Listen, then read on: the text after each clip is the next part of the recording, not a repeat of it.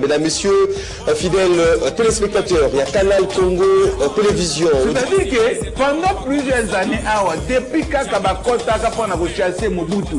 C'est Kagame qui est le patron de cette émission. Partout, on dit bien partout. Là où ils vont oser, même dans une cuisine, même dans une case, pour essayer de siéger, ils seront sanctionnés. Qui a fait ça dans la face de la nation? Maman là.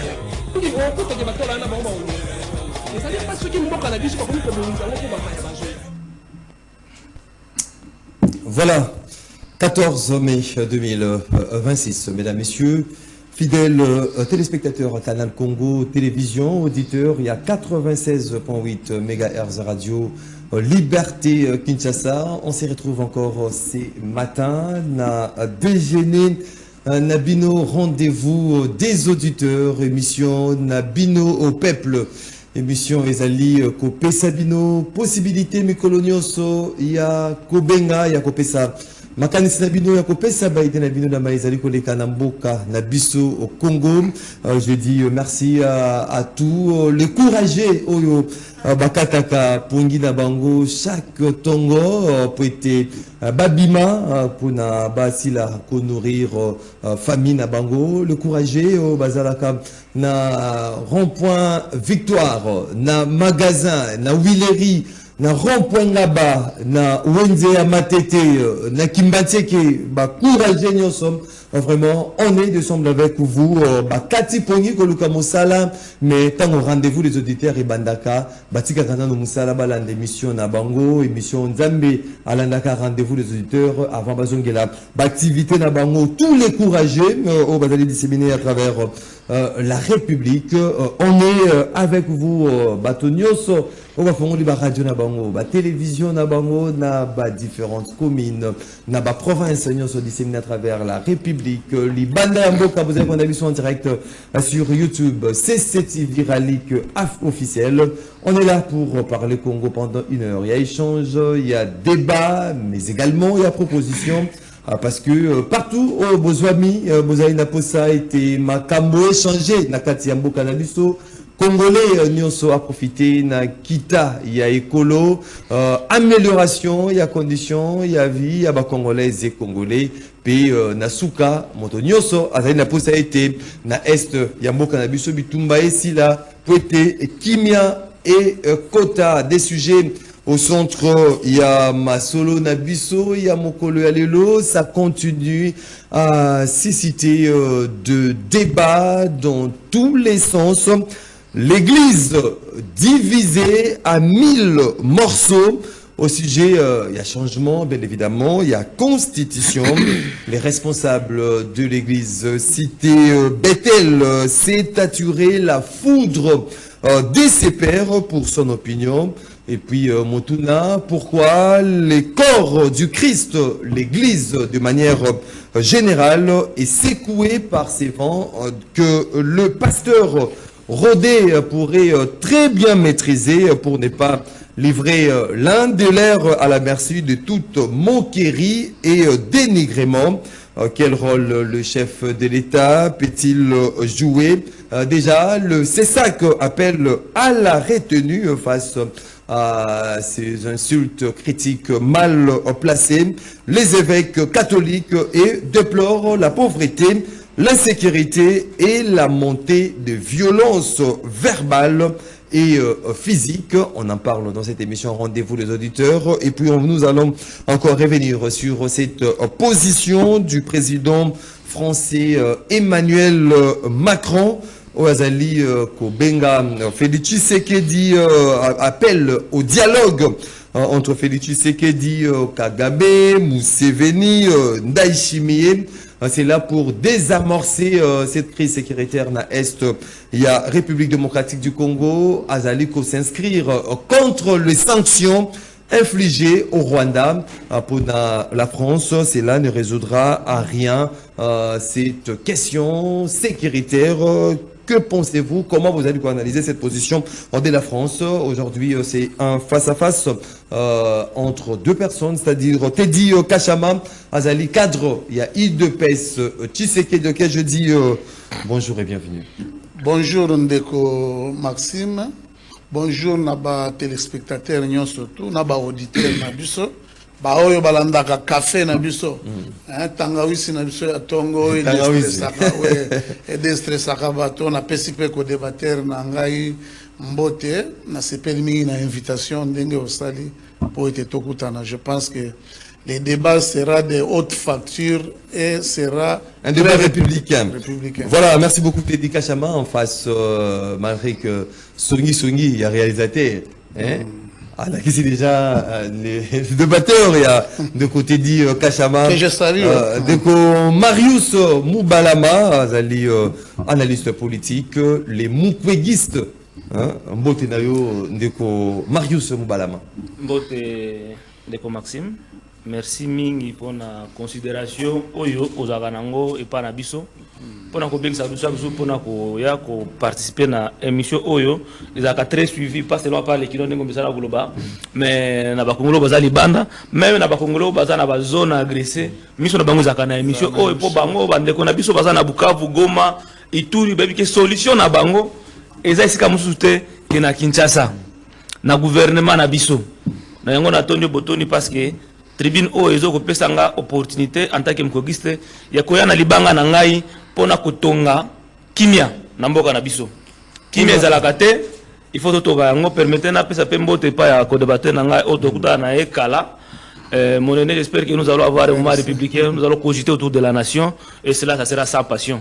L'intérêt du peuple d'abord. Merci beaucoup. Voilà, merci beaucoup Ndeko Marius Moubalama. Et c'est une information qui vient de tomber. Le secrétaire national en charge de questions extérieures du parti Alliance pour les changements, Maître Toussaint Béa Alidor, vient de claquer la porte de ses partis chers à Jean-Marc Kabound, à Kabound. Toussaint Béa Alidor a démissionné de ses fonctions et s'est retiré de ses partis chers à Jean-Marc Kabound pour des convenances personnelles et il pense que la trajectoire actuelle du parti n'allait convenir rien du sous-souté, donc il part, dit-il, sans ni regret, sans amertume. Donc, Tokoeba, ce qui Toussaint Béa Alidor, à cause de la opposition, toi, à rejoindre Union Sacrée, nous attendons la fixation. Il annonce déjà la tenue d'un point de presse pour fixer l'opinion nationale et internationale. Il y a position désormais à cause de la Nango. Donc, Toussaint Béa Alidor ne fait plus partie de parti Alliance pour les changements. C'est parti cher à Jean-Marc Kabound. Nous le souhaitons bon vent et courage na place Oyo à Kokende opposition Oya Kuzwa.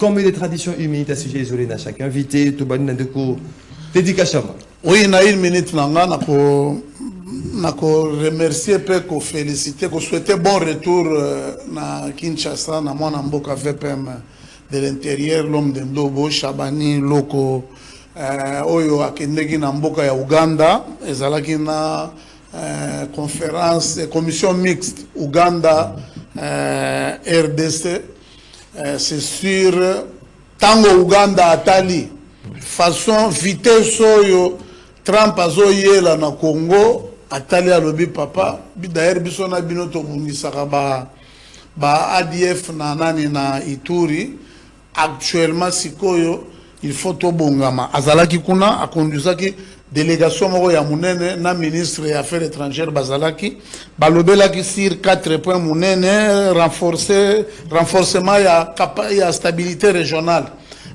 après bachaki problème pour ko dynamiser les échanges commerciaux na ebandeli ya mandat président tambolaki na ba 9 pays frontaliers nyonso a proposaki bango ben to monaki ke Rwanda a se désolidarisaki alongwaki na obiso to proposaki yango ndeko Shabani akendeki basali na ba makambo nyonso to ba ministre ya économie bazalaki kuna c'est-à-dire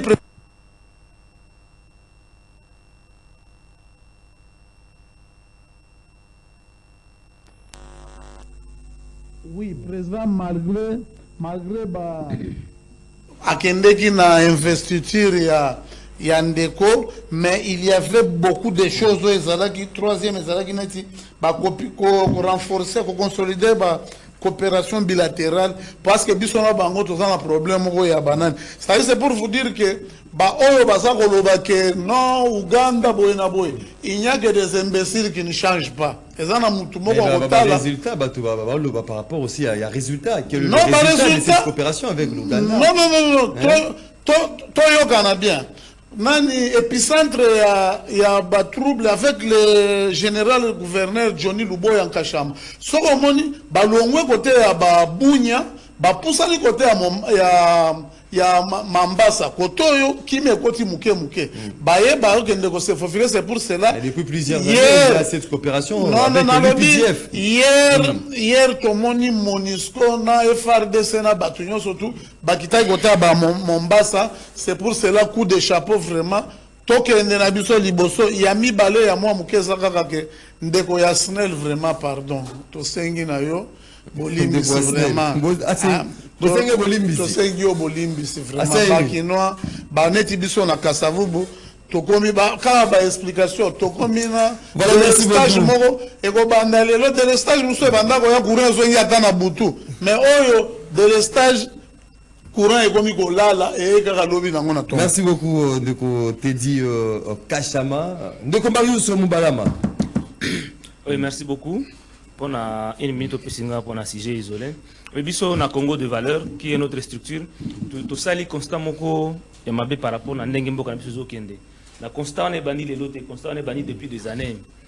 Na mboka na biso manque ba valeur citoyenne et za criant. Yango ezo me biso na sous-développement. Vous avez constaté que depuis un certain moment manque ba valeur citoyenne. Ezo ko sala ki ba congolais ba koma ba détourneur. Les Congolais vont entretenir impunité, les Congolais vont entretenir les sentiments wana ya kozomanduki pona okende ko mabande ko na bango manque ya valeur citoyenne. Ils ont ça là que Congolais sont que pèse responsabilité moko boye amoni yango lokolo okaza ko sala fête ça bossa ni que ils a charge na yango biso na Congo de valeur qui est aux stricts na biso nous sommes donnés comme engagement ya ko militer pona ko sala promotion de valeurs citoyennes. Oui puis que par absence de valeur citoyenne wana toyi ko na bomengo nyoso mboka il fallait esengeli eza nango or diamant terre arabe mai mbisi na nyoso wana eko bénéficier kana biso ta mukolo moko te tant que l'homme congolais azo sala preuve ya ba valeur citoyenne te ba valeur citoyenne wana nde ko sala biso to kende liboso na opesa bino exemple lokola mboka lokola Japon basa ne loko moko te na mabele na bango basa ne loko moko te na mai na bango mais Japon wana eza pays moko boy très développé un pays classé parmi les pays puissants. Pourquoi? Parce que la population, ce sont des bons citoyens. La valeur citoyenne est tenue dans le bango. C'est pourquoi biso pe na Congo de valeur. Aux structures na biso, pour que tout même ma Congolais pas comme des bons citoyens. Parce qu'un bon citoyen a jamais causé mandu qui pona okene ko bomande ko na yen. Un bon citoyen, c'est un républicain. Netingai na esprit, sentiment et opposition parce que je ne partage pas la même politique avec ceux qui sont au pouvoir. Mais ce sentiment-là ne peut pas me permettre, moi, le lona longa bisika nga nazali, na kende kozo manduki. Na ko préférer na ya awa na lo bana bandeko na ngai bozo ko sala musala malamu te, peuple azo zela bi na zela oyo, tala nzela faut ko zwa. C'est ça l'esprit démocratique, l'esprit républicain. Ça nous permet de la tourner comme toi qui est dans Maponami. Maponami, c'est le malamu. Il ne faut pas bon citoyen pour que vous organisez Maponami, on est à la malamu. Les bons citoyens, ne pas aux gens à Congo. Oh, il y a Congo de Val. Ne pas on a besoin de permettre de visiter tous les élections malamu. Et ils ont créé des frustrés. Na yango biso lobi na Congo de valeur, il faut tout ça la promotion de la valeur citoyenne. Il faut tout bunda pour que ba cour auto banoko à l'époque. Par exemple, pour l'éducation civique et morale à l'école primaire, ils ont gagné sous. Ils ont soutenu. Dans l'université, ils ont soutenu cours de civisme et citoyenneté. Baki makayango mingi. Mais Zali. Na balé à misala, il faut avant qu'on na musala songolo pakala. Bati ayo na ba condition pour que otanga na patriotisme, bolingwa mboka na yo, bolingwa misala na yo. Parce que le local na fonction publique, les mauvais citoyens. Akoko mawana 11h, 13h, oh, transport les parce qu'il faut na zonga. Na éviter ça comme ça à l'air nini. Merci beaucoup. So ok, na na ba wenze okomona donc ba mauvais to batonye ko kuna belé ba futa ba coûté mais ba futa ka pa ba mauvais to batonye bango na politique ba pesa bango retourté na yango biso na Congo de valeurs o ezali structure na biso to ko prôner les valeurs citoyennes il faut ezonga na à l'image de docteur Betim Kwegi oh aza incarnation ya ba valeurs citoyennes merci beaucoup Ndeko Marius Moubalama. Vous gardez encore le micro 081 230 50 29 wana voilà la lettre de démission de Toussaint Alidor qui démissionne. On va revenir avec ça à la fin de cette émission. Voilà 081 230 50 29 wana numéro bino vous avez biso boko komela biso na WhatsApp 082 33 33 749 wana boko benga bopesa makanisa bino à vive voix cette question. Changement de la constitution, tarot de l'esprit de plus d'un Congolais, l'église divisée à 1000 morceaux. Marius Moubalama, responsable de l'église cité Bethel, a saturé une foudre. Il y a ce père par rapport, il y a point de vue sur cette question, il y a changement de la constitution. Montuna, pourquoi? Peut-être le corps du Christ, l'église de manière générale, Azali secoué, n'avant et Tali Bakambu, il y a changement de conscience, même pasteur au Bazali, rodé au Bazali, au Bakokai, maîtriser justement cette situation pour ne pas livrer l'un de leurs n'a pas moquerie, n'a pas dénigrement aux Azali Kosibir. Quel rôle le chef de l'État peut-il jouer dans un cadre à cette situation? Merci beaucoup pour la Motuna. C'est malheureux et je plains beaucoup plus les politiciens au bazar à pouvoir, au bakanisakake. Le fait d'avoir le pouvoir, bazar la possibilité, bazar la capacité, il y a quoi embrigader batu nyonso na ligne na bango. Il y a toujours des esprits éclairés. On zambe atia agape meni. Pona ko yebisa baninga musu bozo ke na nzela ya mabe. Mutu onzambe atie pembeni pona ko yebisa baninga musu bozo tambola mabe nzela bozo ke ndele yango te. Bobosani nzela na bino eza Moïse Mbie.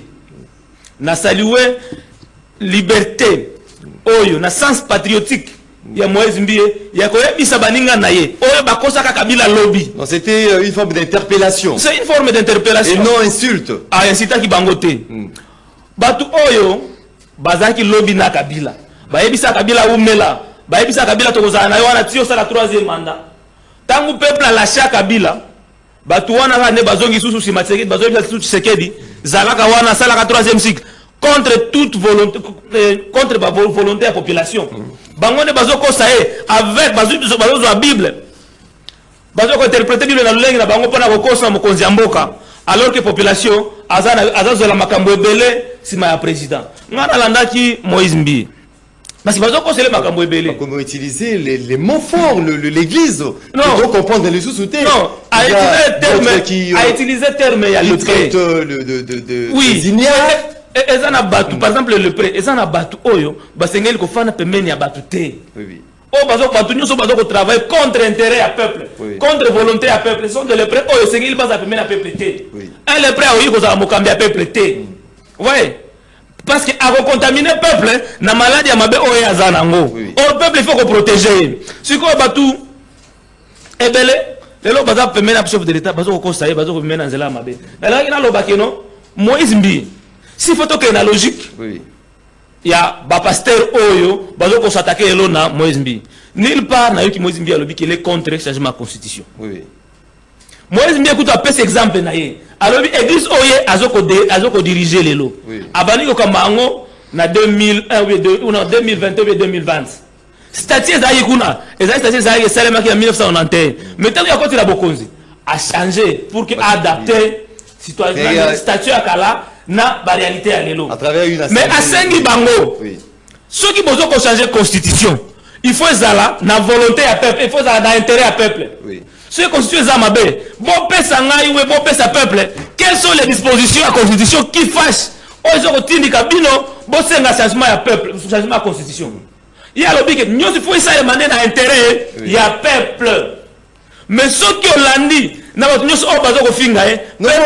les pasteurs, on a suivi Godempoï qui qui traite encore le zin des ignares. On a trouvé d'autres pasteurs au Baloba était à Robi Misaya qui défenseur naé qui na justice. Monter les enchères. Est-ce que c'est là pasteurs ou sont devenus des politiques? Wana baza ba pagano. Ba politique to ba pasteur. Ba la révélation non, baza ba pagano. Parce que comportement na bango, na comportement mo pagano et que c'est nesika mon côté. Ouais, pasteur Moïse Mbie. Pasteur Moïse Mbie, je le salue là où il est et ayeba que peuple azali simanaye. Makanisi oye azali nango eza makanisi ya peuple parce que oye azoko senga yango ne peuple azoko senga. Il faut monsieur Manix monsieur Maxime. Oye ba quel est le besoin de la population? Quelle est la priorité aujourd'hui? Na Est, Goma, Bukavu, Ituri, bazoko boma, bazoko violer, bazoko iba, bazoko piller. Na peuple wana chaque jour ba famille, ba matanga, mbongo comme ya kasu bango te. Makambu nyonso eza mabe kuna. Peuple wana regarde na bango ezali tourner pour na Kinshasa pour que solution wana ezala régler. Mais pendant que peuple ezoko zela, solution ezoko par rapport à makambo kamozoko leka kuna, bat oyo baza censé qu'on trouve solution à problème wana, elles sont tournées na débat mususu, changement de la constitution. Problème du peuple est sont intéressés bangote. Ba pasteur, oyo ba isa peuple bo sambela bo prier. Qui sont censés aussi, il y a qu'on prier pour que ba pesa makasi na armée na biso, Zambé pesa makasi na armée na biso. Ba kende liboso, ba za la makasi, ya ko bonisa muninga. Oliba kota mabolongo ba prier, ba toujours si ma chef de l'État. Ba réunion, confanda changement constitution. Non, même aujourd'hui la nationalité de Moïse Mbie, ils allaient mise en cause par non ngai na landaki. Il y a na landaki ndeko nanga Mara Bobola. Tout ça il débat mingi awa. C'est regrettable. Mais ayebite que loko azoko lobawana ezali kotia en danger bandeko na biso ya casser dans son ensemble. Tango lobi que ba parlementaire debout selon histoire ba déportaka ba Rwandais tina Kasai, ça c'est selon lui, et que ba grand-parents ya Moïse Mbie ba uta kuna il faut même pas ça, il faut même pas non, il faut réfléchir autrement. Non, moi je s'attarder peut-être sur pardon, moi je vais revenir sur ce que de Konanga parce qu'il y a à la hauteur à la base il y a des informations wana. S'il vous plaît, pour ne pas perdre le temps. Est-ce que aujourd'hui le fait pour quelqu'un de s'opposer à une position où ils allaient favorable à un régime, il faut c'est liguer contre eux? Non, c'est là que ça fait l'idée n'angai. J'étais en train de dire que des informations elles ont mettre bande qu'on a vu sur la Kasai na difficulté parce qu'il y a comme ça que non bande qu'on a vu sur les background parents na bango ba utarwana na Kasai. Parce qu'il n'est pas, ce serait pas logique que ça arrive à grands-parents et à Moutumo qu'on est baouta kuna et pourtant c'est tout un groupe qu'on avait déporté. C'est que bah tu es belé, il y a côté wana. Ba grand-parents na bango baouta liban na mboka na biso. C'est ça la logique s'il faut réfléchir dans ça wana. Et en plus, on lobby c'est quelque chose de déjà entendu. Peuple a dit qu'à chaque fois qu'on se rencontre la contradiction, na IDPS, il faut pas claquer nationalité moko boye. Ça c'est du n'importe quoi, mais ça ne passe pas. On arrive, toujours qu'on se connaît tout le monde en le théâtre. Mais ça c'est un danger. But on bazali na pouvoir. Mais ma débat aussi Christian na légèreté wana, c'est très grave. Merci beaucoup. Moi je réitère à ce que chef de l'État, ayo kambe la population, ayo ka message à Moïse Mbie. Batu nyonso ba pasteur nyonso wana, bazaki sima ya Kabila. Zoba vidéo na bango. Okoma na vidéo. Ba vidéo ezali. Existe. Ba muku na bango nyonso ba vidéo ezali. Ils ont fait l'éloge à Kabila. Aujourd'hui, ce sont les mêmes personnes qui sont en train d'inciter Kabila. Ça veut dire qu'après 2008, parce que madame de Tezo qui a dit jusqu'à 2008, c'est l'État au Kenya. Kaka bango qui va encore tourner le dos au président actuel et commencer à le citer et le sacrifier, devant mutu oyo akozala na pouvoir. Merci beaucoup ndeko Marius Moubalama les mukwegistes ndeko Teddy Kachama, cadre de l'UDPS Tshisekedi. Tomoni, même le C5 qui a publié un communiqué appelant les hommes de Dieu qui se versent aujourd'hui à des injures, à de propos de qualifier vraiment balure moko ya bienté à Bengi Bango n'a retenu et puis va faire valoir le débat démocratique, ce qui manque à mettre point de vue naé, bon, acceptons dans un jeu démocratique. Et pourquoi aujourd'hui tous ces pasteurs, hein, sur un sujet donné, continue cette forme de division, des insultes, de critiques mutuelles? Oui, naza ko regretter un peu koyoka ndeko na ngai Marius Koloba. Je ne sais pas ce qui olobi bien que bandeko ya est baza ko zela pour être bazwa solution. Mais to féliciter na nous diplomatie agissante na ba FRDC, on a vu plus de 7 localités être libérées. Oyo FRDC bake kozonga wana. Sange, Kibirizi, Mboka moi ebele wana tomoni yango. Mais moi ce qui m'a retenu beaucoup plus c'est ça, na yoki population wana bazo yemba voter Tshisekedi. Wana na sange ba vidéo ezali. La Sud Kivu parce wana bandeko volontairement le M23. Son leader est originaire ya nani ya Sud Kivu. Son leader Nzamba pesa ki elikabo ya soki azalaki te mbele ba mama ebele babeba. Pona nini? Pona guerre, plus de 30 ans. Tango bozo ya ko communiquer, bozala ka na esprit wana na seke. Quel est cet homme de Tshisekedi? Tozongela na débat oyo. Oui. Il n'y a même pas moyen ya kolobela makambo ya.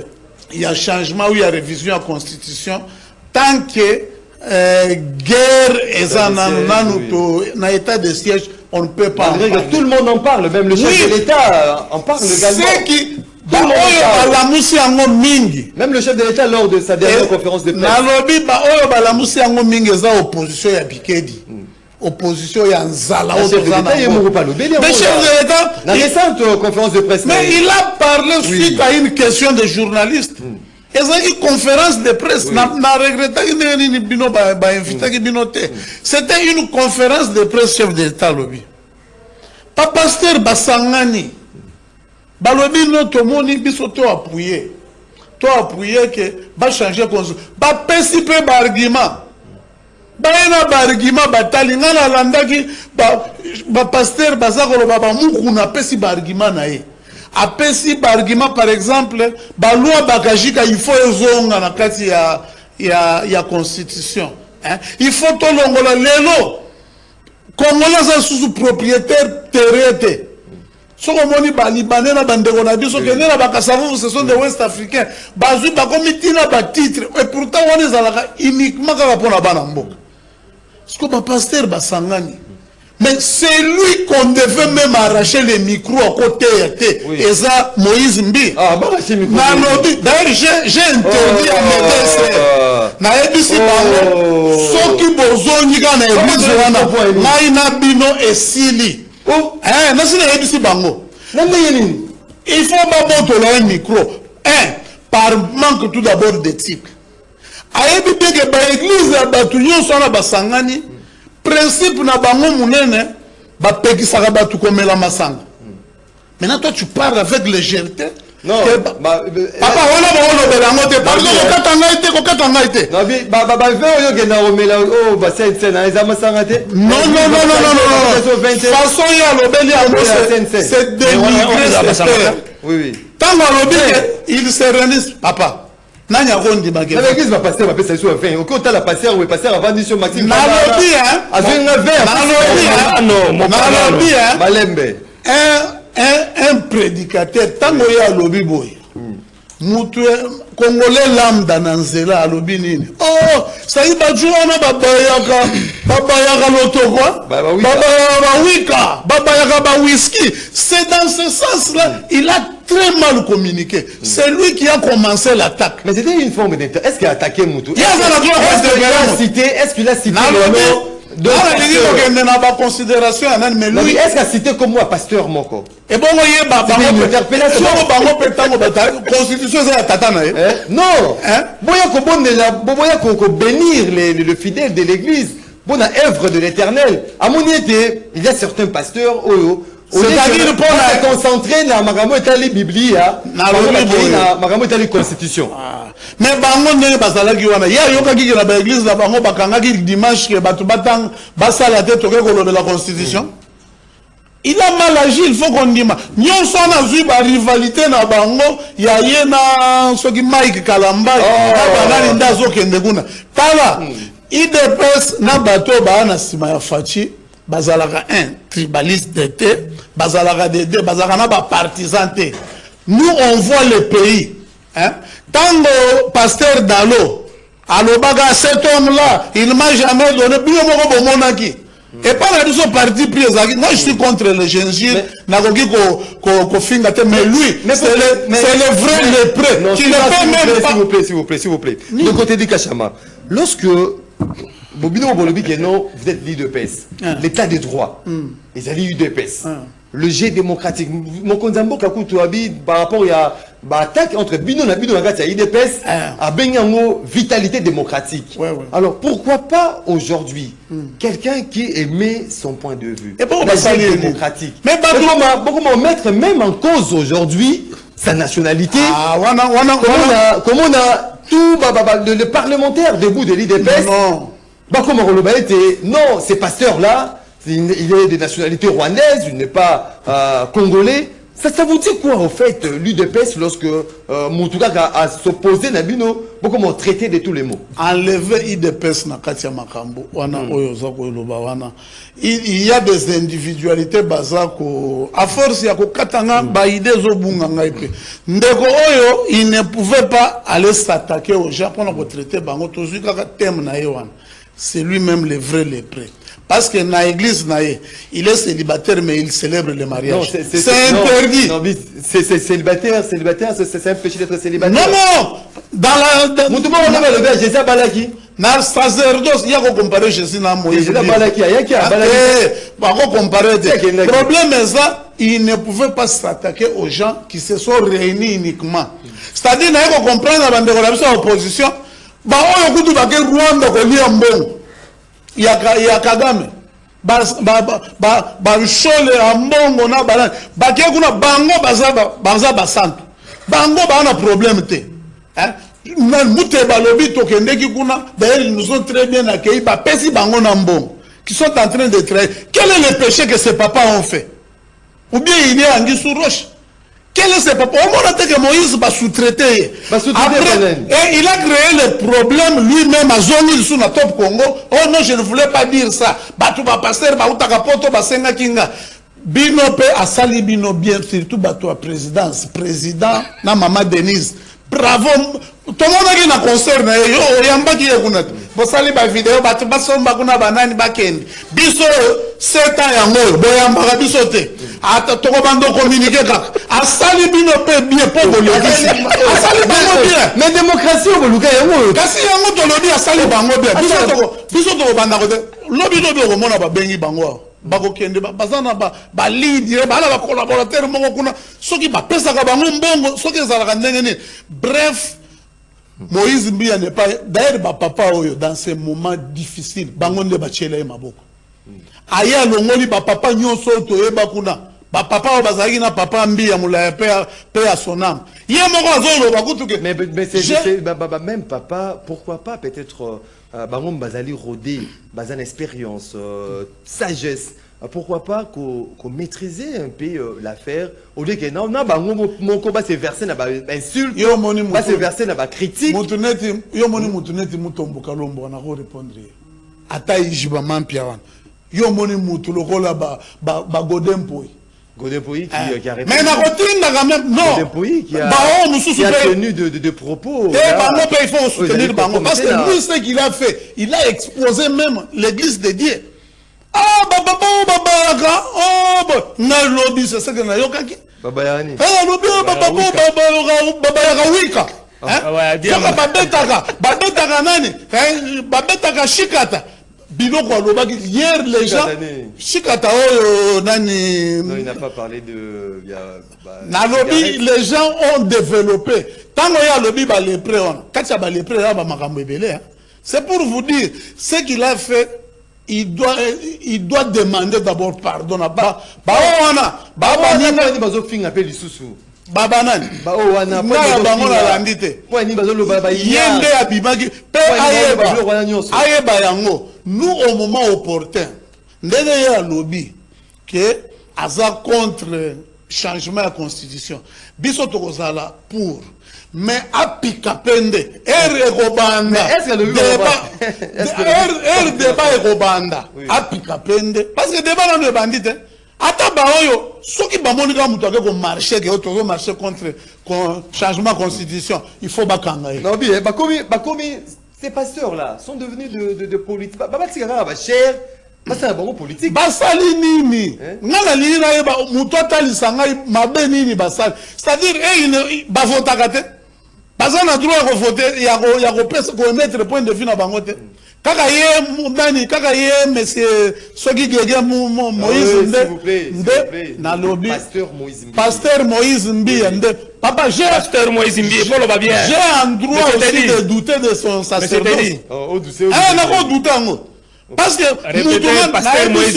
na longoli baser na ngai mibale banyata kuna te basambelaka kuna bango ntango babili balobi o zoka alobelaki nde papa faci boyo ngai alobi ya boyo mpo ebele bazala kunaka amen amen loba sakola mais zoka erebimi ata na Philadelphie jour bayokaka makambo ya 7 ans ebele bayokaki yango na kati te ta babimi libanda o 7 ans est-ce que bon tourne à moi si là est-ce qu'après ça va dire bon soit biso mais après ça mais après au moment qu'il y a une bible là que kuna merci beaucoup biso problème na biso merci beaucoup Teddy Kachama ah non il ne faut pas entrer en contradiction donc avec l'IDPS.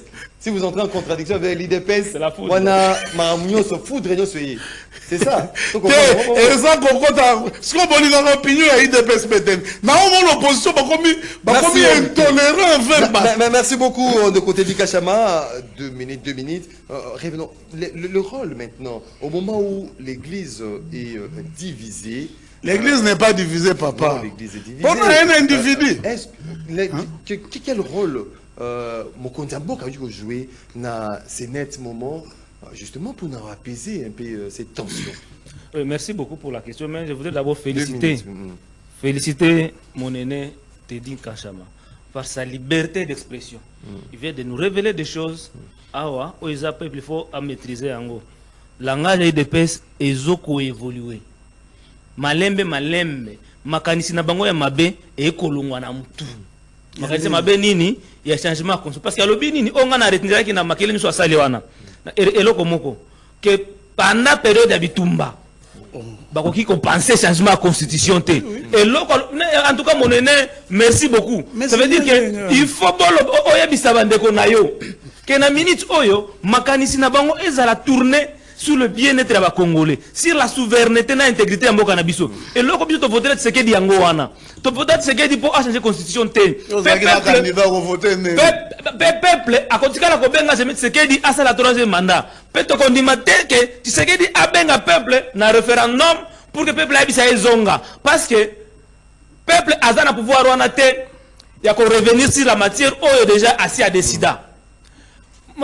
Monsieur les journalistes, rôle ni chef d'État azanango ya ko jouer na minute oyo. Chef de l'État na minute oyo yene faut atia kimia. Ayebisa na peuple que yé a observer constitution, a ko respecter ango, a ko faire respecter ango. Ndenge peuple sengié. Ata peuple sengié a ko boya. Parce que yé moko aloba yango na prestation de serment na que a ko observer pe a ko faire respecter constitution na biso. Nulle part ndenge aloba que non akobenga peuple pour un référendum. Nulle part. Et le bami que non, peuple a un référendum pour qu'il y ait ça, président en exercice, pour un troisième mandat. Surtout que référendum, monsieur Teddy, surtout que référendum, et ça le mara, n'importe comment. Et ça a une matière bien précise sur lesquelles il y a un référendum. Par exemple, modification de la révision de la Constitution. Article 214 aussi. S'il faut concéder une partie, il y a territoire Nabiso, il faut peuple s'exprimer cette question. S'il faut qu'on déplace capitaine na ville Moussou, il faut peuple. Mais qu'on le baque non, n'a qu'on benga peuple. Aya qu'on décide ce qui n'a qu'aux te président ce qui dit peuple a qu'on benga été, peuple a zo benga et plutôt, après ça y est lipa, après ça y est kimia, à sécuriser yé, à protéger nani ba frontière Nabiso, à améliorer les conditions de vie Nabiso, à diversifier l'économie. Vous voyez, à biloko nyonso wana apesa peuple ma apesa peuple moto salaire za la malunga accès et ba infrastructure de base biso zoko zela yo Tshisekedi yango merci beaucoup Tshisekedi aloba mo tango ko iso ki apesi kimia na mboka na biso te na partie est te ako considérer mandat na comme un échec. Ça veut dire que jusque là monsieur te dit ndima ke boza na kata échec tant que bitubeza na ngambo na biso. De côté de Kachama Ponayo, Mokonzamboka Ndeko Marius Abi Mokonzamboka a se prononcer justement sur cette question qu'il ne va pas tenter d'échanger la conscience malgré l'appel il y a population sur un possible troisième mandat, changement de la constitution, à se prononcer ouvertement aussi les évêques catholiques ont déploré la pauvreté, l'insécurité, la montée en puissance de violence verbale et physique. Non, non, problème est ça, ils sont en perte de vitesse. C'est pour cela que c'est mentionné dans la Constitution que pendant l'état de siège, le président Alobaki Ango très bien qu'il va constituer ce qui est resté. Kasi yo katango yo zolo bangana za ko talate. Problème au zolo ba ya référendum, il y a déjà une loi qui vient d'être proposée au niveau du Parlement. Pour qu'on changer la constitution, bon ça la kimia. To changer on a pété. Mais après guerre. To changer donc vous avez cette intention là, vous avez proposé cette intention. Netinda, na lingi bacha biloko yake nani pour être candidat président de la République. Il faut bâtir yango aux ala des pères, des mères, des femmes ou des maris congolais pour nous occuper ma poste. Et ça va bien qu'on a bâtir yango. Nous avons vu comment le Rwanda nous a asphyxiés. Bozo lingabo ça l'assemblant. Ou bien bozo lingabo le bakeo non. Peuple ni o lobela. Peuple na occasion nyo surtout. Il y a au président zo kutana nango. Eza ko senga e kakake. Na 3. Hein? C'est pour vous dire. Et quand vous dites ça, aujourd'hui, votre leader, à moins qu'il y avait d'autres ambitions, il doit être heureux que à soigner Kalissousou banani, à soigner Kalissousou maman. Est-ce que le chef de l'État doit se prononcer? Le chef de l'État, ngai na moni yango ezaka lokola débat ya batu ba linga ko amplifier yango ko za ba débat. Problème otoza nango, ndeko zolo ba ke pour bien-être ya population. Mais le président est venu en 2018 à Kouti à tirer gratuité de l'enseignement. Ba enseignant bazalaki na salaire na bango lelo yebi oyo ekomi ba multiplier yango. Le président parle dans une conférence de presse à lobby ba travailleurs il y a service national ba longa na 73 millions mais na omona ba tumususu bazo le la TV ba lobby alobaki ba fonctionnaire nini boy il avait donné une catégorisation président so auquel le fonction publique ba nouvelle unité ba tuebele ba mécaniser bango bolingi nini ba nzela eza kotongama lelo na komona INPP ya maluku basa kotonga ok okuti lelo soda soka zo bunda na franc azana prime na ya $500 solde na ya mati bon auquel sur le plan économique nani ba nous on a un bilan présenté. Voilà, merci beaucoup. Félix malgré la guerre nous imposait oh bino e monani ke belé mo banda ko biso to za lokola batuneti batuneti batwa SIDT ba fayuluté ozo okini Fayulu sali conférence de presse na lobby ke ono ya sunga ki depes asombela ki depes mayu bieni asombela ki bango biloko ko lio bieni boza ba enga ono mutu ya ndengo wana aza mutu to banda ko yebisa Félix mutu oyo aza démocratique jeu démocratique ane ya ko ya kokos te a lobby asani akose bino nini bakosi a lobby ke yende mutu ala musi depes ya ye moko parti atana nani na masina wa ezate baza na siège te soko ke na ba intérieur et pourtant IDP c'était une machine ba période oyo ya lobby c'était Alexis Moutanda qui était secrétaire voilà, général merci beaucoup atambwisaki parti yango parti merci beaucoup Teddy merci beaucoup il faut que ne retraite à politique na dernier virage de ko Marius Moubalama cette position cette interview du président français Emmanuel Macron qui appelle à un dialogue pour désamorcer cette crise sécuritaire dans l'Est. Il y a Mboka Nabiso, dialogue entre Félix Tshisekedi, Paul Kagame. Il ajoute aussi à élargir en haut avec l'Ouganda et le Burundi. À travers ces dialogues-là, on pourra avoir une paix totale dans l'Est et à Mboka Nabiso en s'inscrivant contre les sanctions. Okay, merci beaucoup. Vous avez 4 minutes. Oui, 4 minutes, c'est déjà beaucoup. Il y a bisa ko débatteur nangai que la condition d'éligibilité, ce n'est pas le problème de la constitution. Il y a bisa que la constitution peut même la constitution la loi organique, tout ça la loi électorale. Peut-être que nous avons des personnes qui ont une école de parlement qui ont à part parlement debout, à côté de la constitution, loi électorale les alaka.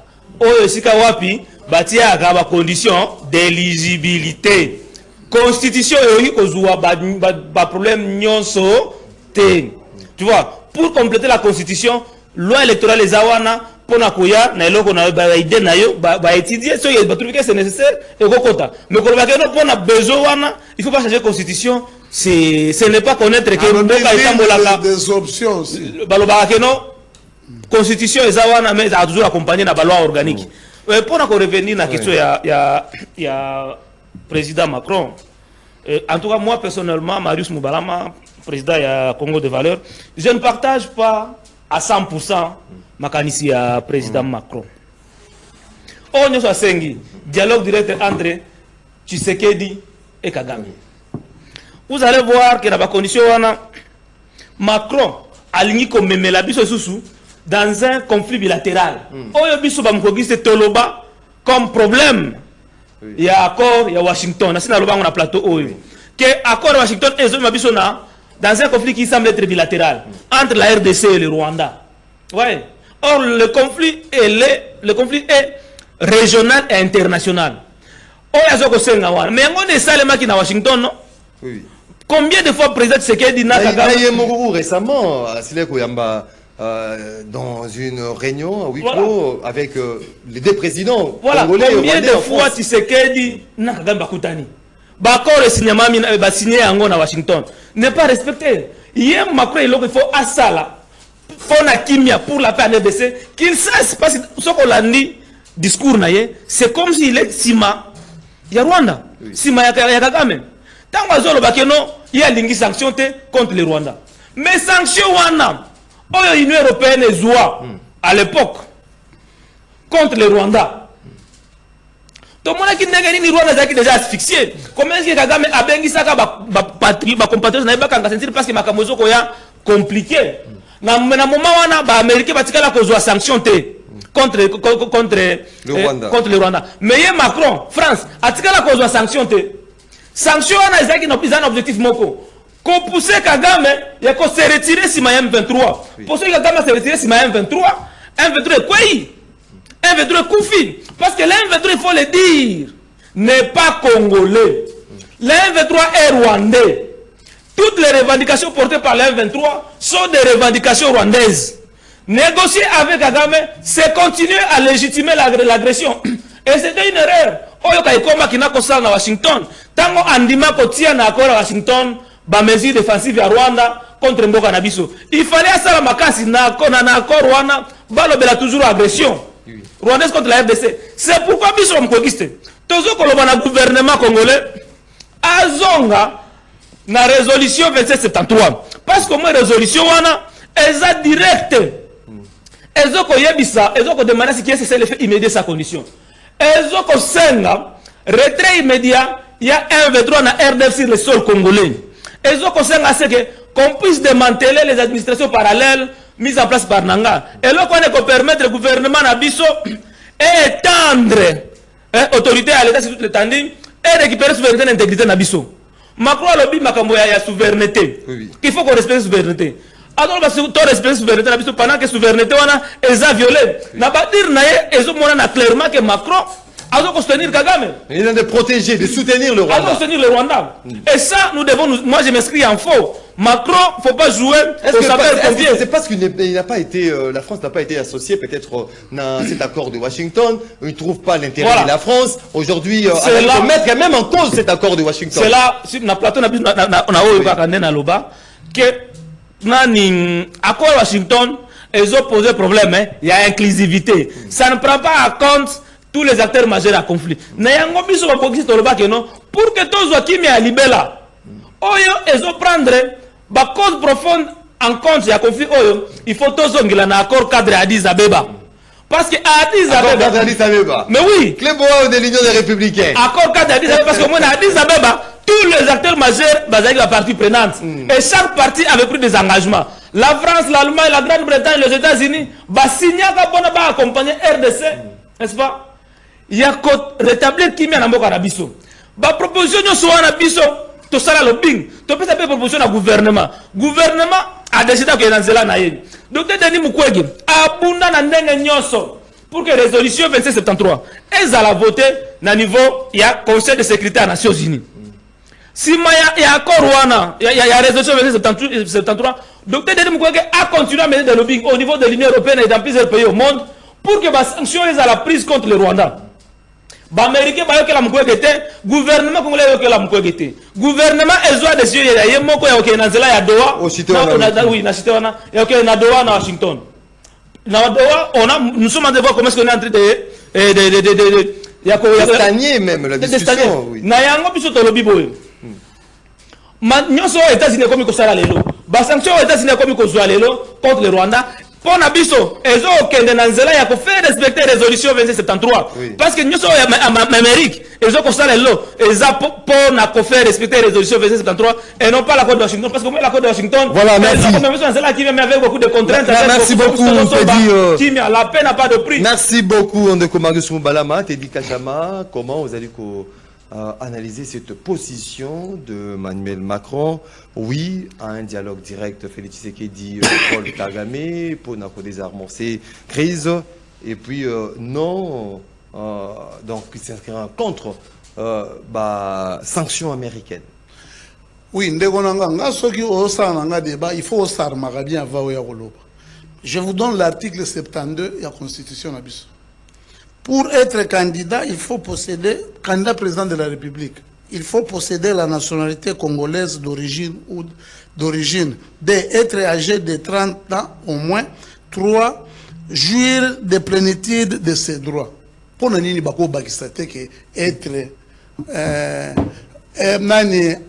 être des pères et des mères, des femmes ou des maris congolais, il y a ma beza wapi na lobby. Sur l'article 72 pour un problème au lobby il y a Emmanuel Macron, c'est-à-dire bino botanga na bino nanité.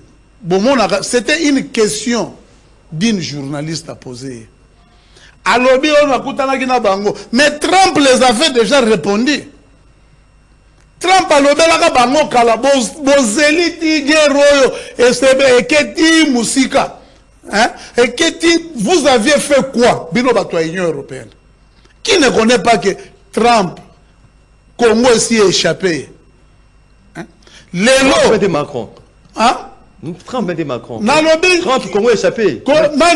Macron, oui. Congo s'y est échappé. C'est comme une Maboko américain. Hein? Omoni lobby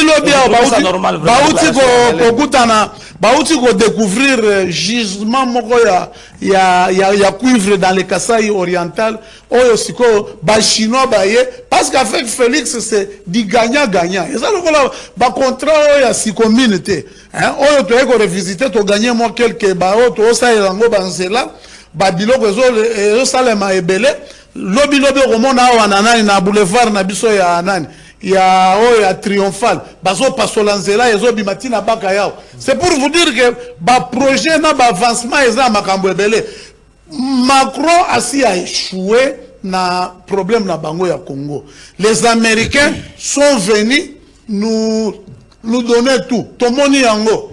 Lelo balobaki. Gagnant, mais tu vas y aller à Sabino. Non, non, Américain va y gagnant. Neti boye. Bapesi bango, to sayi la bango contrat ba mine belé. Oyo to kendeki ko sala tana Uganda. C'est di gagnant Uganda zongelia. To sala kana bango na il fallait to sala bango exploitation commune. Il y a pétrole dans lac Albert.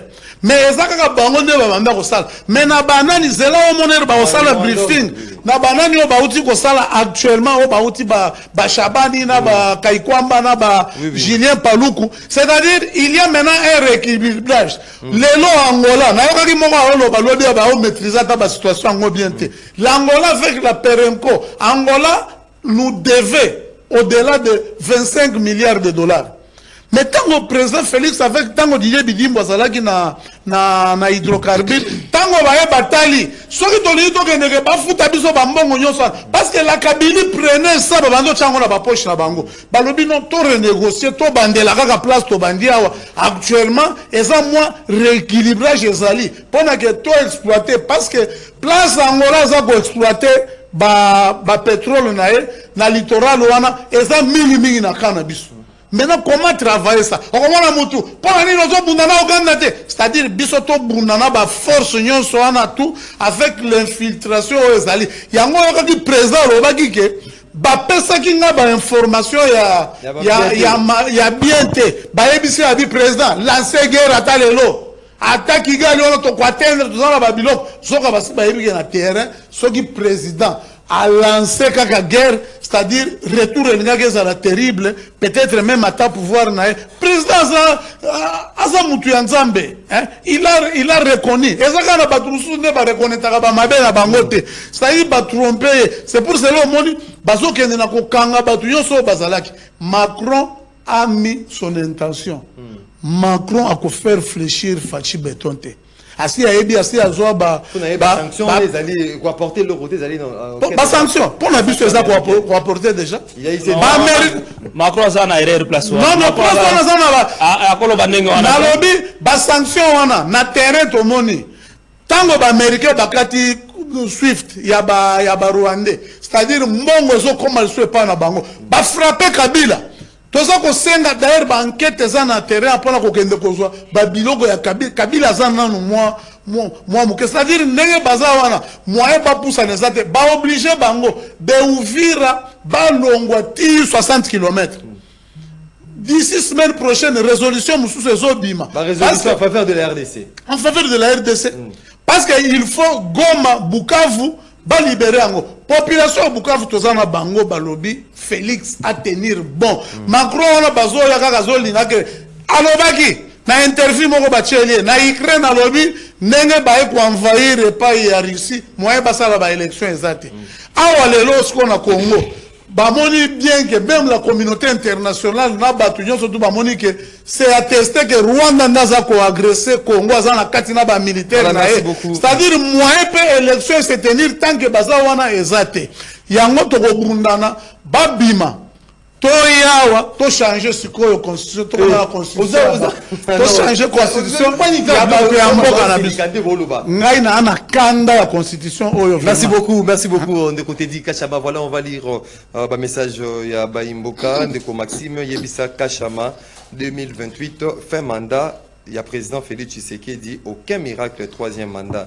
Sébastien Kitika Mandima depuis Paris.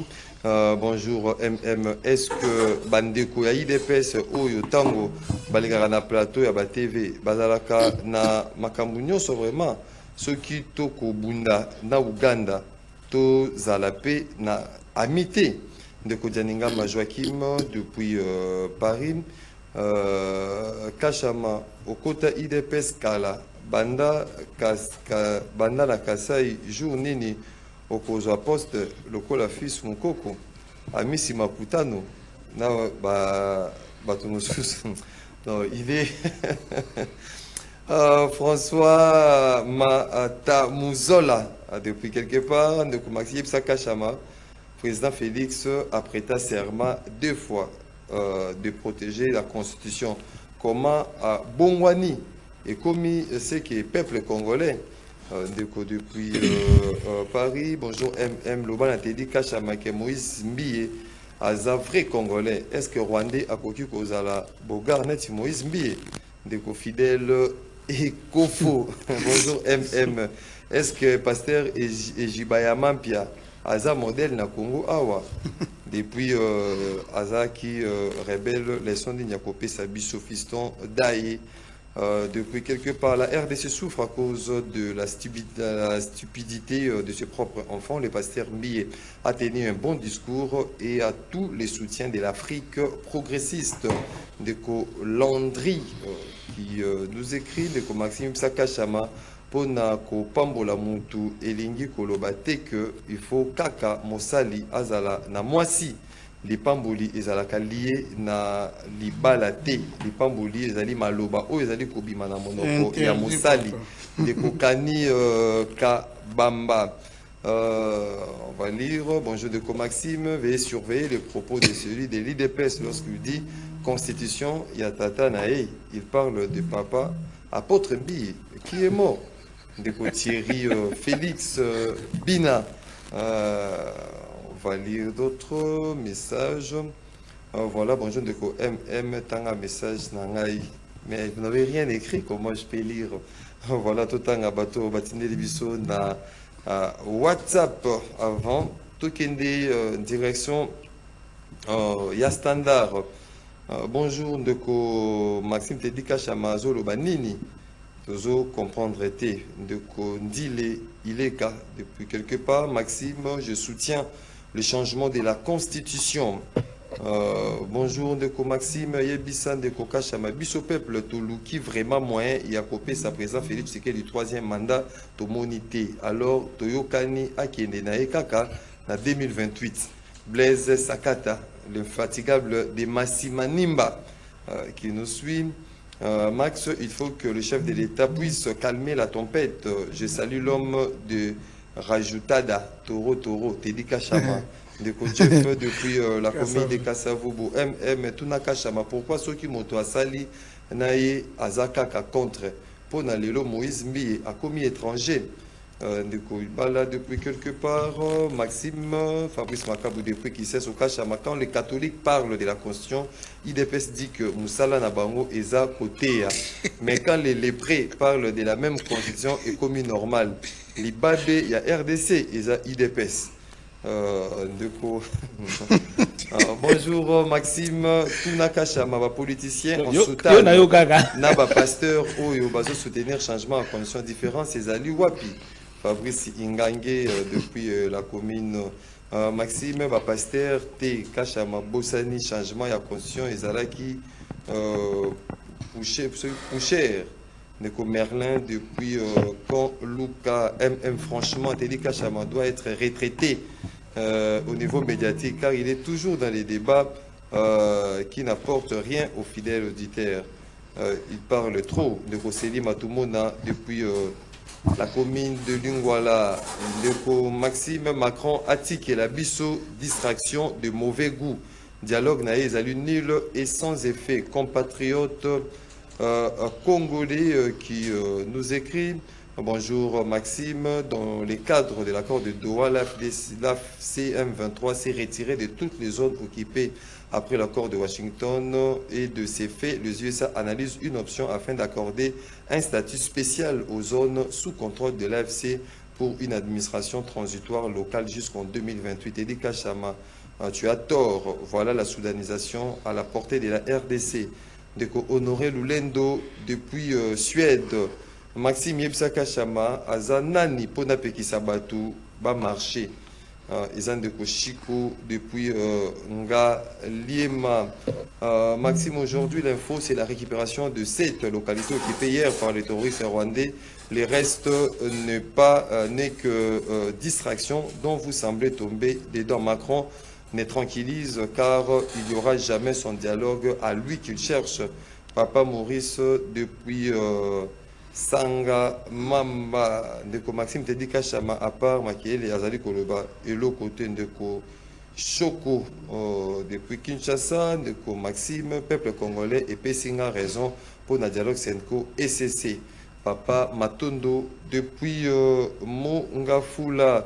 Ndeko Maxime Kacha Malobi qui est pasteur Moïse Mbiyaza célibataire mais oyo asambelaka Jésus-Christ ayebaka mwasi na ye ba vrai ba bateli ba mpate bango wana et non auti ko swana na mwasi na yo après oye côté ya biso ndeko Ezebio depuis Kinshasa. Georges Libenge to Kenzela ya standard. Allô, bonjour. Obengi biso api comment on peut makanisi na yo. Oui, de comité. olobela ngai non alobela ngai te ayebi te alobela ngai te alobela ngai te aloba biloko na ye wana atangaka ngai te papa pardon kata ye alobelaka ngai te ye nasi nalobaki pieke ye nakokana nononono toyokana bien lui azalaka kaka ayaka mpona batasi non soki ndenge wana vraiment parce que bandeko bazali kobenga batikaki yo tant yo ba déranger te donc soki bandeko bazali kobenga ezala oyebi alingaka yo te mais yo yokaye kaka. Oui, allô. Donc dit bonjour de Kogi pour la machine à la session et Kachama nan de invité mususu na auditeur réunion so ba Rolanda. Bandeko biso tout aux aba congolais intérêt à mboka ndeki so tchaza liboso. Je vois que dans la division, il y a surtout la déclaration, il y a Macron. Et dans ce pays, parce que toutes les tendances se confondent, ils sont d'accord dès la déclaration où Macron a nous Salazar, où il y a un ressource, il y a Kagame qui est entre les marteaux et l'enclume. Si Kagame aujourd'hui est entre les marteaux et l'enclume, c'est pas le fait de Tshisekedi. Donc, il faut qu'on soutenir Tshisekedi. Il y a qui est la démarche, on a qui dans ce cas. Et nous disons qui est sur le plateau à comprendre le Rwanda. On a pour combattre Tshisekedi dans le moment où il a inventé le discours de l'enfant, c'est faire le jeu du Rwanda. Hein? Donc, pour soutenir Tshisekedi, tout ça là, Simanaye, Asili Samakambo ya Kagame Wana, Atika ma base solide pour le développement. Merci beaucoup. Et pas un changement de la constitution, il faut vous saluer son prendre d'autres personnes à standard. Allô, bonjour. Allô, bonjour. Tozui ndeko mosusu soki ndeko azali koloba te tozwi bandeko mosusu bazali na standard. Allô, bonjour.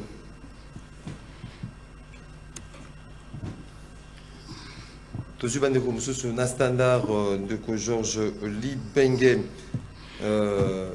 Allô, bonjour. On peut lire notre message du moment où le standard est saturé. Emmanuel Macron cherche à nous distraire. Allô, bonjour. Allô. Au bien qu'il soit, comment on peut pas continuer? Léopold, on a bien la carte. Oui, tu as dit quoi? Courage, hein, courage. Tu dis que ça courage vraiment. Vous allez combattre solo. À ça, va boire kilo, va flèche. Résister. Bon, pour le débat du jour, j'ai dit ceci. Constitution, pour promulguer à quelle rébellion, et comme ils font, non? Pour la signature, il y a une troisième république, il y a une quatrième république. Bon, pour l'église. Mais, dans le livre, il y a peut-être plein de choses, vraiment. C'est un mot qui est Rwanda, Kuma. Un mois après, comme Ekweli, Bukavu Ekweli, bon, médiation va Kenya va à la Kenya. On a ceux qui ça, on a Macron, on a la mer diplomatique, on condamné avec le Rwanda, dans la guerre, nous ça fait 30 ans, c'est normal. Alors, on a la mer diplomatique, bon, on va dire, c'est pas qu'il y a la guerre. Courage, papa. Merci beaucoup. Merci beaucoup, Ndeko, depuis l'aéroport. Voilà, allô, bonjour. Allô, bonjour. Bonjour, Bandeko. Oui, tu as dit quoi, Ndeko? Bonjour, moi, je suis Bandeko dans le plateau. Oui, oui. On a le discernement sur complet total derrière MCP. Et on a aussi la MCP qui s'était dit. Pour tenter constitution, bien pour tenter la constitution, ils ont un problème qui est l'intérêt à tout. Mais pour lui, article la bise va pas être solide. Vous allez attaquer oyo président aza te koya na kimba mboka etambola bien tozosoutenir ye parce que tokodiki ete na moment oyo malgré tozopartage tona ye victime moko. Voilà, on prend un autre intervenant na standard. Allô, bonjour. Oui, alors bonjour, Ndeko Maxime. Je suis invité à Bessomi Balé na Patombose, Ndeko Perkis na commune à Kassavou. Oui, oui. Malgré retour côté na banda pour Georges Ibenga bongisa vraiment a commis ko fouter na ngamba standard. Oui. Ndeko Tedika Chama c'est un responsable au Nayebi. J'ai fallu moi ba maîtrise à la makasi. Et ça rendez-vous des auditeurs, ceux qui auditeurs à Bengi, ma bête au bout à la continue. Mais ceux qui ont fait opinion naye. Mais malheureusement, la bonne année était reçue biso tete na banda. Na likambo oyo etali papa na biso Moïse Mbi, aza na raison. Otanga na Bible, même si ba les plaies, bazalaki matoi mangongi, parce que tango isole na suka mboka, mais na puta kimi kote ba teki ayeko sanga na kala ba hinda. Ni mona ba fatia na biso mona so ba baza, pato bazana ba malade ya mapa. Et mona ni déjà clair. Merci beaucoup. Merci Ndeko Perkis depuis Kassavou. On prend les derniers intervenants du jour. Allô, bonjour. Allô, bonjour. On prend un autre là-bas dans le standard. Allô, bonjour. Allô, bonjour. Oui, au Bengi Bissou, puis comment on peut m'accompagner? Oui, le personnaliste, la période de Philippines de votre culture. Oui. Je pense que le rhétorique à Amazon, on a déjà même beaucoup de temps, c'est le moment où on va dire que ma camarade est venue pendant, pendant ma copine est partie dans le béguin. Pour que l'autre va bandir, c'est là, il y a un autre mamboka. Et pour que ça n'ait pas à passer, il faut et pour maintenant mamboka plein plein. Ça n'est pas comme on dit qu'il y a un autre bandit dans l'église, il y a un autre bandit dans l'église, il y a un autre bandit.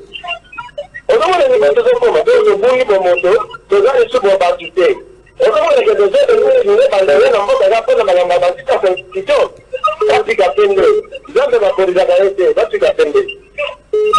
Voilà, merci beaucoup Ndeko, c'était les derniers intervenants du jour. Voilà, c'est qui moment ya ba téléspectateurs, ba auditeurs et les internautes Ndeko Marius Mobalama aussi liko kaba imboka bareteni ni nyangro na manso o to siliko ba ntango ya lelo. Pardon. Oui oui. Vous pouvez tourner le micro ba imboka bareteni nini à la lumière, il y a makanisi na bango sur le sujet débattu. Non, à retenir ici c'est que nous avions salué le peuple sur ce qu'on landi na ba micro, mais le peuple dans son ensemble va saluer sortie médiatique ou bien dans le discours il y a pasteur Moïse Mbiye. Vous comprendrez que la population dans son ensemble est à séparer avec le militaire de l'IDPS. Peuple a lingui changement conscient, peuple a lingui comme Tshisekedi pour un troisième mandat. Il n'y a que le militaire de l'IDPS Oyo Bazana volontaire, donc des mondes différents. Mais également, je me suis insurgé ici par rapport à la position d'Emmanuel Macron. Ce que Macron a demandé, c'est ce qui s'est fait à Washington. Macron, dans sa déclaration, va dans le sens, il y a que ça Kagame poids, il y a que ça Kagame force. Alors que les sanctions, au biso bamgogi se sollicitent, ils ont pour objectif asphyxier Kagame pour que Kagame azanga ba moyen, en fait que a se retirer si maya 1-23. Pour ce que Kagame s'est retiré si maya 1-23 tombe de soi-même. Je le dis encore ici, le 1-23 n'est pas congolais. Le 1-23 ne porte pas de revendications congolaises. Toutes les revendications du 1-23 sont des revendications rwandaises et Kagame a été clair sur cette question-là. Si vous voulez récupérer, ça c'est Kagame, si vous voulez récupérer vos territoires occupés, commencez d'abord par résoudre mes problèmes chez vous. Oui. Ça c'est absurde. On ne peut pas résoudre les problèmes d'un pays dans un autre pays souverain. Et donc, nous avons compris la volonté du peuple à travers pour passer pour la sondage. Oui. Et je crois que Teddy Kachama, mon aîné, par rapport à l'appel, il va se cadrer si ma population. Alors on a sentiment, ailleurs que la peuple. Ailleurs que la peuple. Ailleurs que la peuple. Ailleurs que la peuple. Je vais rappeler encore une chose. Un groupe de Congolais locaux à Kanchama, ils voulaient marcher pour soutenir le changement de la constitution. Vous avez suivi précieux et Salemaki entre peuples. Ça veut dire que le peuple a zolingate, le peuple a zolingate, na Équateur kuna na banzela wana ba changement conscient ba rivière wana batia la bango ba bac pour na faciliter mobilité la bango. Marius Mobala mande côté di Kachama ba imbo kabarete nyangro. Oui. Na manso de celui Koloba à la lumière même il y a eu des questions même directes au basé proposé. Et Marius kozwa oyo lokola sondage te. Sondage bena makasi ya. Non, c'est un groupe déjà batouana. C'est-à-dire on a rendez-vous des auditeurs te baza ba expert. Bango tokutana na batu bakumisaka biso libanda balobi ngai kutuna na papa mo kabengela benga kinga jour wana alobi kolemba te alobi kolemba te banda bafinga yo basa yo to ebi bango on appelle seulement qui t'ont encouragé. Non, les 18 là, ils sont contents. Tangela bango kombo Mitterrand, Perkis, nani mwana soda. Baye bani bango basi baye bi bango nyonso. Tozana na bango na club à rendez-vous des auditeurs. Toyebani na bango nyo ba otu babengi. Hein? Bako répondre quand ndeko na nga oyo abenga ki honoré alobi ke nani ndenge ba se retirer za accord ya nani. Voilà le niveau ya motema mabe ya ba congolais. Oya za na poto. Na Suède. C'est-à-dire à l'objet, non, bagoya kocha statut spécial place wana mais amoni FRDC. Na ba ate bazongi na ba place wana. Ndeko bolinga Congo. Bolinga Congo. Bomona nani côté nani auti na mboka eza musika. Oya lobi so iseli matumona lobi tolobaka nini te wana. Eza na bato ba mona ka biloko tolobaka ezalaka important. Bino tellement ozo yana idée na yo ya ke bato wana ya ide pesa na linga ka bango te. Okosala kaka na makanisia oyo yo ozokende na koloba na makanisika ya mabe pona oyo etali ke ndeko moko alobi ke okota IDPS depuis kala mais ozwaka poste te lokola fils mukoko ou bien fils mukoko bravo azana azana makutano azana niveau ya nani ya régime provincial oui kozalaka jaloux na vie ya batute mutu na mutu na programme ngai lelo nazape na ministère intérieur zaka poste ya munene peut-être bomona kango ke zana baboya ka peto ya ba émission mais tellement to sito mesani to ko banda kotika lukuta etambola kate pona ko sukisa biso to attaquer bomoni bino moko Moïse Mbia ça s'est rétracté. So ibino botika lika ke o yende boye na boye. Azala makasi a organiser bandimina e batika linga na lobi bandeko na ngo bando sambela kuna na longoli bango kuna. Na longoli bango kuna parce que eza église ezotinda batu na révolte. Oh révolte nini? Ezotinda batu na révolte nini? C'est là. Bino de boza makasi mabe wana. C'est na ba papa nyonso yo ba papa na biso wana.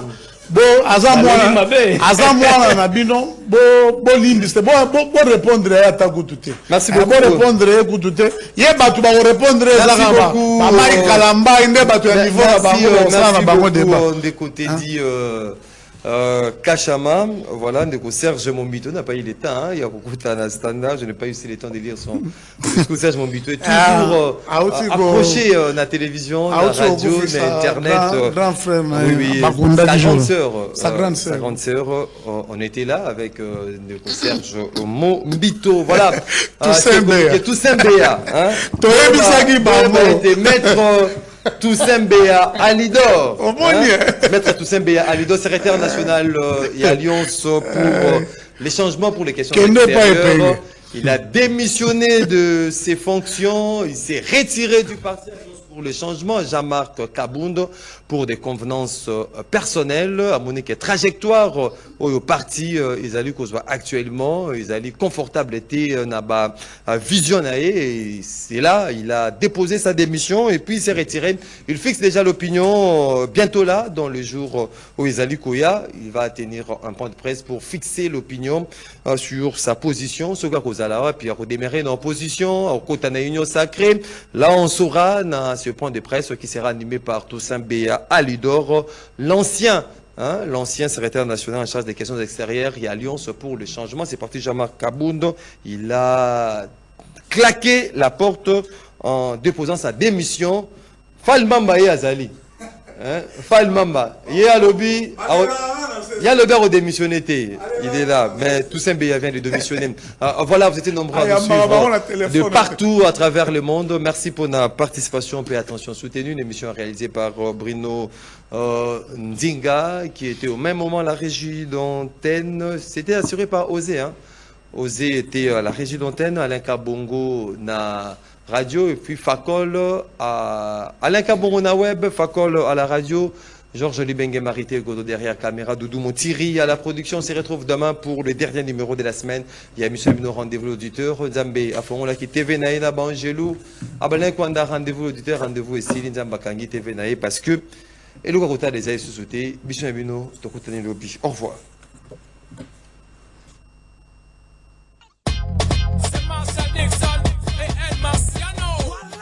Mesdames, Messieurs, fidèles téléspectateurs, il y a Canal Congo Télévision. C'est-à-dire que pendant plusieurs années, depuis Kakabakota,